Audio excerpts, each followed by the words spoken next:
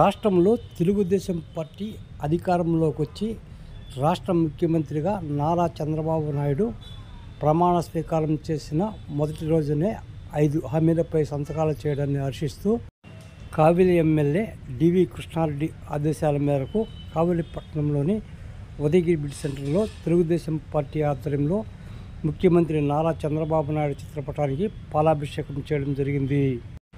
భారీ ఎత్తున తెలుగుదేశం శ్రేణులు అక్కడికి చేరుకొని చంద్రబాబు నాయుడికి పాలాభిషేకం చేసేందుకు పోటీ పడ్డారు.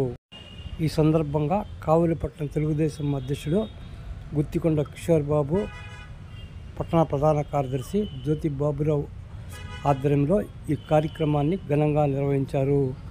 ఈ సందర్భంగా వారు మాట్లాడుతూ రాష్ట్ర ముఖ్యమంత్రి నారా చంద్రబాబు నాయుడు ఇచ్చిన హామీలను అమలు చేయడం పట్ల హర్షం వ్యక్తం చేశారు. పేదల సంక్షేమం కోసం పాటుపడుతున్నది ఒక తెలుగుదేశం పార్టీ అని వివరించారు.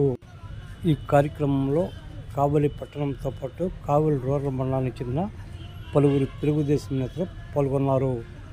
సార్వత్రిక ఎన్నికల్లో భాగంగా ఎన్డీఏ కూటమి ఆంధ్రప్రదేశ్ రాష్ట్ర ప్రజలకు ఇచ్చినటువంటి ముఖ్యమైన హామీలలో 5పై నిన్న ముఖ్యమంత్రి గారు ప్రమాణ స్వీకారం చేస్తూ 5 హామీలపై సంతకాలు పెట్టినటువంటి విషయం మనందరికీ తెలిసిందే. ఈ రోజున 16,347 మందికి మెగా డిఎస్సి ద్వారా ఉద్యోగ కల్పనకై మొదటి సంతకం పెట్టారు. తదుపరి అన్నా క్యాంటీన్ని పేద బడుగు బలహీన వర్గాలు ఈ రోజున పట్టణంలో వివిధ రకాలైనటువంటి పనుల నిమిత్తం గవర్నమెంట్ ఆఫీసులకు వచ్చినప్పుడు వారికి హోటల్కి వెళ్ళి తినాలంటే వారు మొయ్యలేని భారం.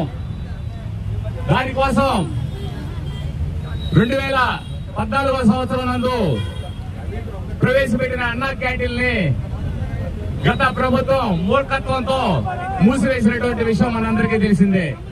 తిరిగి అన్నా క్యాంటీన్ని పునరుద్ధరించడానికి ఇంకొక సంతకం పెట్టినటువంటి విషయం మన ముఖ్యమంత్రి గారు, ఎన్డీఏ గవర్నమెంట్. అదేవిధంగా ముఖ్యంగా పేదలకు ఇచ్చేటువంటి పెన్షన్ అవ్వాతాతలకి, అదేవిధంగా అంగవైకల్యం ఉన్నటువంటి దివ్యాంగులకు ఇస్తున్నటువంటి 3,000 రూపాయల పెన్షన్ ని 4,000 రూపాయలు చేస్తూ ఆ రోజు మాట ఇచ్చినటువంటి నారా చంద్రబాబు నాయుడు గారు ఈ రోజున దానిపై సంతకం పెట్టారు. 3,000 చేయడమే కాకుండా 3 నెలల నుంచి 3,000 రూపాయలు కలిపి 7,000 రూపాయలు ఈ నెల 1వ తేదీన ఇంటి వద్దకే పెన్షన్ ఇచ్చే వసతి కల్పించారు. అదేవిధంగా వికలాంగులకు 4,000 రూపాయలు ఇస్తున్నటువంటి పెన్షన్ ని 6,000 చేస్తూ ఈ 3 నెలల కాలానికి 6,000 రూపాయలని అదనంగా కలిపి 10,000 రూపాయలుగా 12,000 రూపాయలుగా, అది కూడా 1వ తారీఖున ప్రతి ఇంటి వద్దకు పెన్షన్ ఇచ్చే మార్గం చూశారు.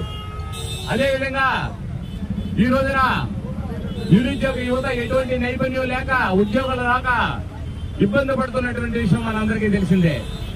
నైపుణ్య కల్పన కోసం ఇంకొక సంతకం చేశారు. నిరుద్యోగ యువతకి ఉద్యోగాలు కల్పించాలనే ఒక కోరికతో స్కిల్ డెవలప్మెంట్ ప్రవేశపెట్టినటువంటి తెలుగుదేశం పార్టీ ఈ రోజున ఆ స్కిల్ డెవలప్మెంట్ ను మూసివేశారు. తిరిగి స్కిల్ డెవలప్మెంట్ ని యువతకు అందించాలనే ఒక ముఖ్య ఉద్దేశంతో, మంచి ఉద్దేశంతో ఇంకొక సంతకం స్కిల్ డెవలప్మెంట్ మీద, నైపుణ్య శిక్షణ మీద పెట్టినటువంటి విషయం మనందరం చూసాం. అదేవిధంగా ఏదైతే రైతులకి, మధ్యతరగతి ప్రజలకి కలిగినటువంటి భూమి మీద హక్కుని హరించే విధంగా ల్యాండ్ టైటిలింగ్ యాక్ట్ తీసుకురావడం జరిగింది జగన్మోహన్ రెడ్డి గారు గత ప్రభుత్వ హయాంలో. దాన్ని మొదటి నుంచి తెలుగుదేశం పార్టీ, ఎన్డీఏ కూటమి, బీజేపీ, జనసేన కూడా తీవ్రంగా వ్యతిరేకిస్తూ వచ్చాం. అటువంటి ల్యాండ్ టైటిలింగ్ యాక్ట్ ని అధికారంలోకి వచ్చినట్టు వెంటనే దాన్ని రద్దు చేస్తామని చెప్పారు. ఆ రద్దుపై ఇంకొక సంతకం చేశారు. ఏదైతే మాట ఇచ్చామో తెలుగుదేశం పార్టీ, ఎన్డీఏ కూటమి అధికారంలోకి వచ్చిందో ఆ మాటను నిలబెట్టుకుంటూ ఈ రోజున ముఖ్యమైనటువంటి 5 పథకాలపై సంతకం చేయడం జరిగింది. ఇదే విధంగా మేనిఫెస్టోలో పెట్టినటువంటి మిగతా అన్ని పథకాలు కూడా అమల్లోకి త్వరలోనే వస్తాయి. రాష్ట్ర మంత్రివర్గం ఏర్పాటు చేసిన తర్వాత మంత్రివర్గంలో ఆ నిర్ణయాలు తీసుకుని మహిళలకి ఉచిత బస్సు ప్రయాణం కానీ, అదేవిధంగా ప్రతి ఇంటికి, పేద ఇంటికి 3 సిలిండర్లు ఉచితంగా ఇచ్చే కార్యక్రమం కానీ, ఇవి రెండు కూడా త్వరలోనే అందుబాటులోకి ఆంధ్రప్రదేశ్ రాష్ట్ర ప్రజలకు వస్తున్నాయి. ఈ అరాజక అవినీతి పరిపాలన అంతమొందించడానికి తెలుగుదేశం పార్టీ, బీజేపీ, జనసేన కూటమి ఈ రోజున ఆంధ్రప్రదేశ్ రాష్ట్ర ప్రజలకు ఒక వరంలాగా ఈ రోజున ప్రజలు తీర్పిచ్చారు.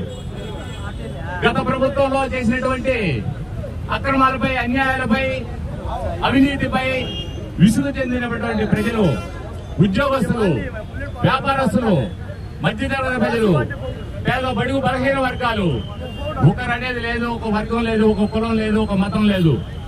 పూర్తిగా రాష్ట్ర వ్యాప్తంగా ఈ రోజున జగన్మోహన్ రెడ్డి ప్రభుత్వాన్ని బంగాళాఖాతంలో కలిపినటువంటి విషయం మనం అందరం చూస్తున్నాం.